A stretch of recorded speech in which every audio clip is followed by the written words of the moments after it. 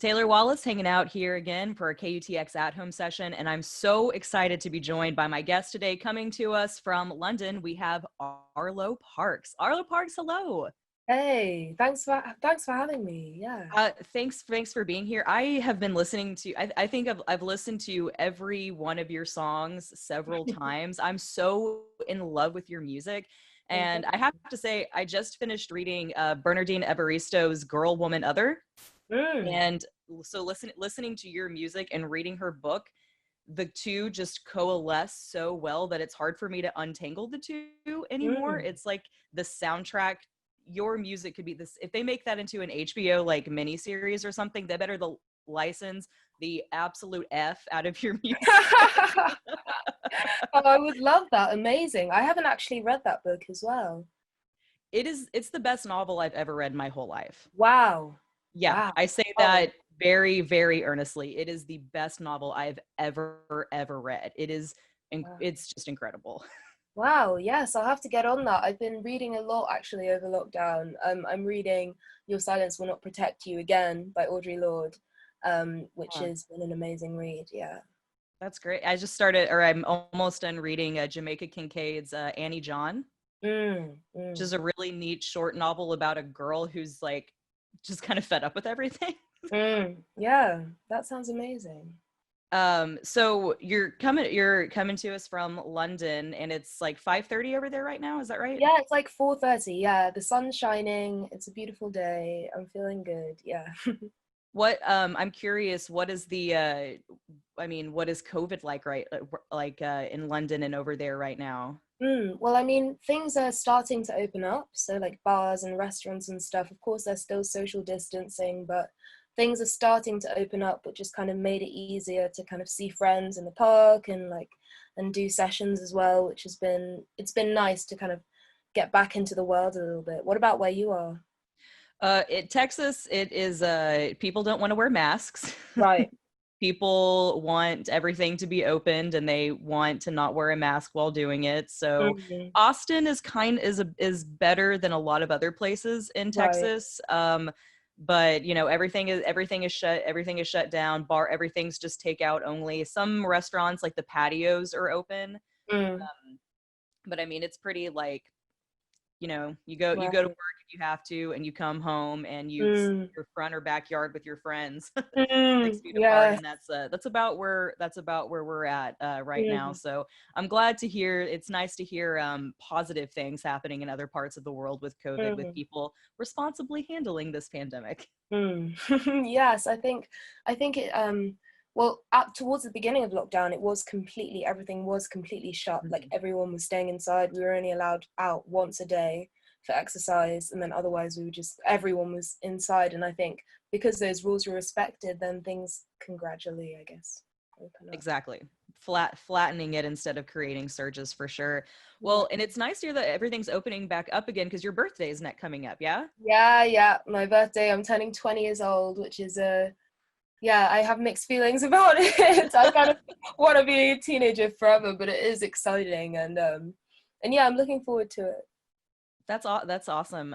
Yeah, my with things the way they are, I'll be turning 30 in lockdown in November, which is fine. Oh 31 will be a goodness. rager. Yeah, exactly. Have a party next year.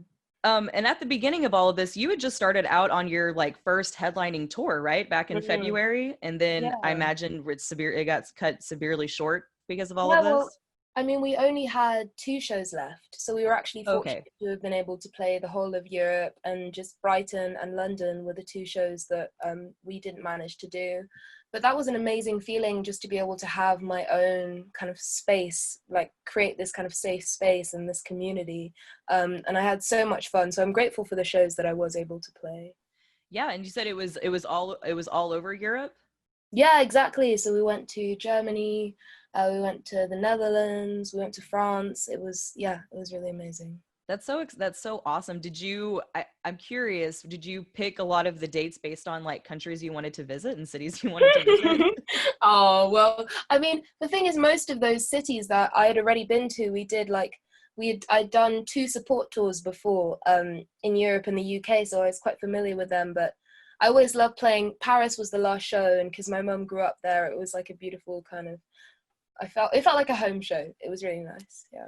That's wonderful. And I know you're back in the studio now, yeah? Mm-hmm. And Yeah. so we've got like is it a full album or an EP we've got to look forward to? Well, I'm working on the album at the moment. It's still in its kind of nebulous stages. There's no kind of release date or anything, but that's what I'm working towards. And that's an exciting, it's quite a big thing to take on, like to create this kind of big cohesive piece of work, but I've really been enjoying it. And you mentioned your mom's born in Paris. I know French, or my research tells me French is your first language. Yes, yeah, I learned French before English, and I guess because I've lived in London all my life, um, I kind of obviously like went to English school and kind of picked it up there. But yeah, I've been actually like trying to write a little bit in French and listening to a lot of French tunes, which has been, yeah, I think lockdown has allowed me just to experiment because I'm just like in my bedroom where it all began, just able to try lots of different things and just make art for the sake of it. And that's been really nice. That's awesome. Yeah, when I read that, I wrote down, I was like, is she gonna give it? Are we ever gonna get songs in French? Or like, I know like Christine and the Queen, she like on their albums, they put it out like in English and then usually a French version of the songs too. So Yeah, I was exactly. wondering if she's Maybe gonna do one that. day. So I being in the studio, so I watched your first live session that you did back at the beginning of lockdown, and you were talking about you, and it was you and your kind of like songwriting partner Luca Bucciolati, and I'm curious about how y'all met, because he writes pretty much like the music part of all of your songs, or at least the beds of them typically, right? Yeah, so I mean, all songs probably bar like three were produced by him, two were by me, and then another one was with these other two producers. But yeah, we met in the summer of 2018, I believe. So I must have been 17. And we met like kind of backstage at this summer party kind of thing that was after a festival in London. And he's based in LA, but he'd come over, I guess, to kind of do sessions and stuff. And he was staying in this Airbnb in Angel, and we just kind of struck up a conversation about music. I think it was about the Velvet Underground or something. And then Hell I yeah. kind of came through, and it was just a really beautiful summer of just like trying new stuff. And we wrote Cola and Super Sad Generation in 24 hours. And we could just tell that there was this kind of musical chemistry, I guess, between us, and we've just worked together ever since. So it's been 2 years now, I think. Yeah, he's an incredible, I mean, all of the songs are so well produced, but he's so talented, and his music matches your voice and the tone so well. And so you were gracious enough to record a special version of your song Black Dog for us, and you said you'd put it out during lockdown. Did you write it during lockdown too? No, it was actually written probably about a year ago in another Airbnb with Luca. And yeah, it was supposed to just come out that month before we were even aware of the COVID situation. And I feel like in a strange way, it's maybe managed to help more people because everyone is kind of inside and having these kind of low moments and feeling quite confused and out of control. So yeah, no, I'm glad that it's helping people. For sure, because I feel like if it would have been released, like it has a more like one-to-one kind of thing tone, but then now, I mean, you listen to it now and it just has a very, I want to hug all of you, and I want us to all go to the corner store and buy fruit, and I want everybody to hear and to feel great. It's a beautiful song. I am very curious about the theme of purple all throughout your music. I've been asked about this, and I just actually have no idea. It's completely subconscious.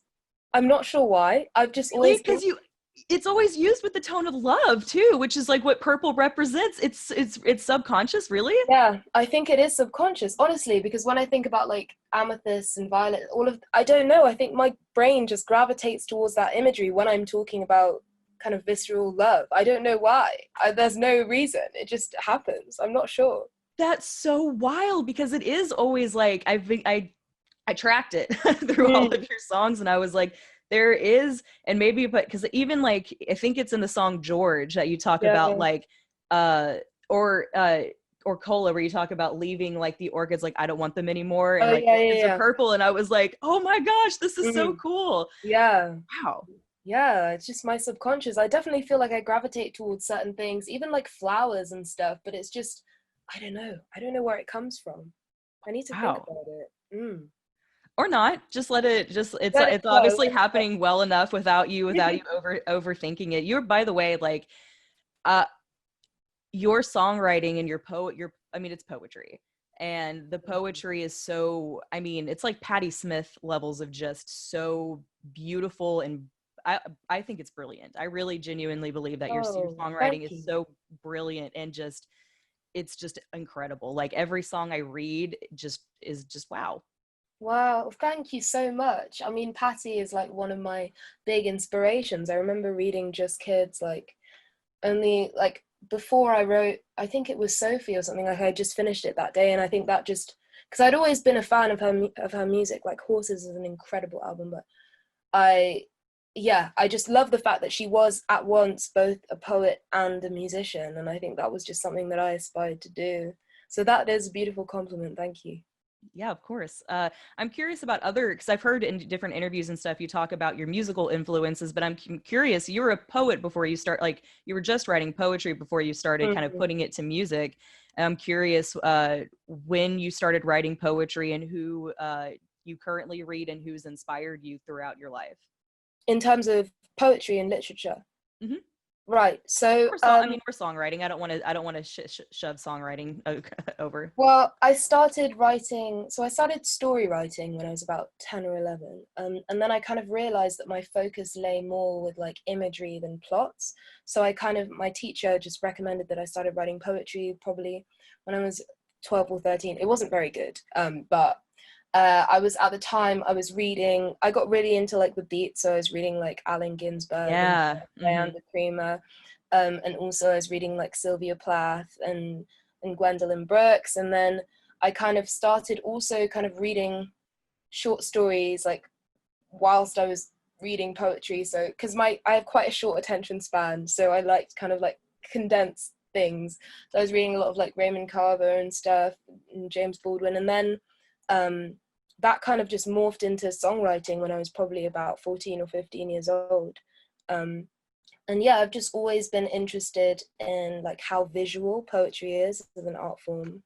And in a song, you know, you only have a few lines to convey a point, a story, a message. So I just kind of gravitated towards that short form verse. Yeah. Yeah. Wow. That's so wonderful. I want to talk about this. I want to talk about Eugene.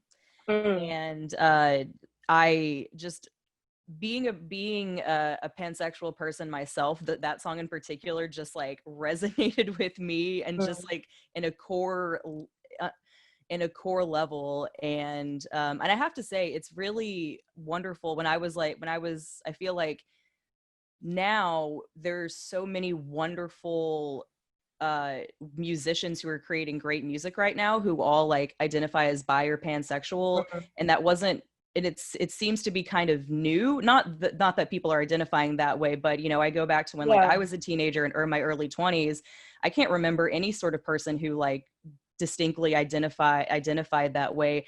And I didn't know I needed that so badly. Mm. And now I'm just surrounded by you and JSOM and Phoebe Bridgers and Mm. Black Belt Eagle Scout and all of these incredible women creating this, you know, who are like, I'm bisexual, I'm pansexual, and writing Mm. songs about it. And it's so, oh, I didn't know I needed it so badly. And I'm so grateful to all of y'all for surrounding Oh, me with it. thank you.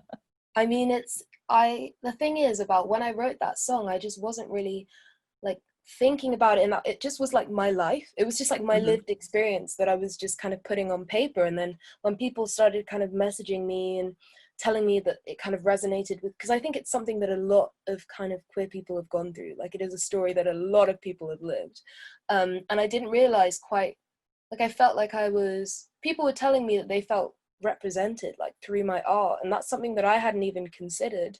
And that's been a really wonderful thing to feel like I'm kind of helping, and even younger people who are coming to grips with their sexuality and their identity, that they feel kind of seen in that way. Mm. I feel like a lot of your songs, it's almost like reading your diary. Mm. Yeah. Well, it basically is. I Yeah. mean, when something happens, I've got my notebook with me and I'll just kind of write for 5 minutes, just like a stream of consciousness. And then that forms the raw material for a song. So it is just like my life, basically. Yeah. Mhm. Mm. I I'm sorry, I lost my train of thought for a second. I was I was so listening to you so intently. Eugene, the music video, you directed the video? Is that right? No, so there's this artist from the UK called Loyal Kana and his brother. They directed it for me, and it was interesting because the first ever live show that I ever saw was this artist, Loyal Kana. And so that was a beautiful process to have a video directed by an artist, because he considered things that maybe a normal director wouldn't consider, whether I felt comfortable in the clothes, whether the color scheme reflected what I had envisioned in my head as I was writing it. And yeah, no, that was an amazing process, and it was my first experience of acting as well, because Oh, I met Amelia on the day, and so yeah, it was an amazing experience, and I feel like the visual just really, it just correlates with the song so beautifully. I think they did a really good job on that. oh, absolutely. Even with like the bed, like Yeah. like breaking in two. I Mm. can't believe that was your first time acting. That was great. Oh, thank you. You fooled me. Arlo Parks, it has been so nice talking to you. You start talking about poetry and beat and the beats and all of these different authors whom I also love. And I have to keep in mind our time, because I could talk to you for like 2 hours just about poetry and literature. Mm. Yes, well, thank you for having me. It's been a beautiful conversation. Thank you so much. Black Dog. So many of her songs are out now and you just released a cover of "Creep" Hmm. by Radiohead, which is an incredible cover too. Thank And you. Arlo Parks, thank you so much for being here with us today. My name is Taylor Wallace, and you're listening to our KUTX at Home session with Arlo Parks.